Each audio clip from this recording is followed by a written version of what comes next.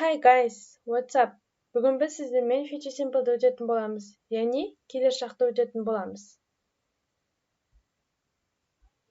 Келер шақ future дегеніміз бізде келер, simple дегеніміз бізде шақ деген мағынаны береді. Future, simple, қарапайым келер шақ.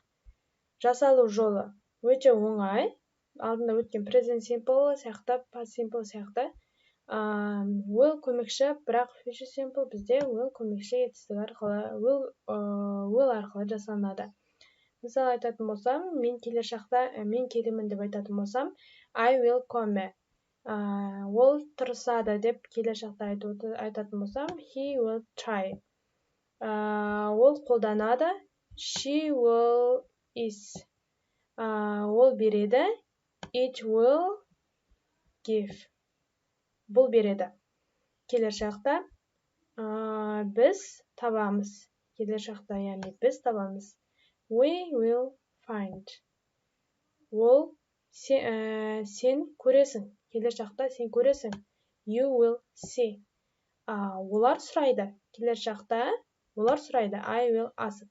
Яғни келер шақта істеріміз болатын болса, соны келер шақта айтатын нәрсеміз болса, яғни біз осы форма арқылы жасалынады екенбіз. Тек қана will ғана жалғанады, басқа еш нәрсе жалғанбайды, өте оңай. Содан кейін болымсыз түрінде not көмекші етістігі келеді. I will not come, мен келмеймін деп болашақта. He will not try, ол тырыспайды. She will not is, ол қолданбайды. It will not give, бұл бермейді деп келер шақта айтып тұрмыз. Енді сұраулы түріне көрейік. Will ана шығып кетеді де. Will I come? Мен келемін бе? Will he try? Ол тырысады ма? Деп біз келер шақта осылайынан айтамыз, сұраймыз.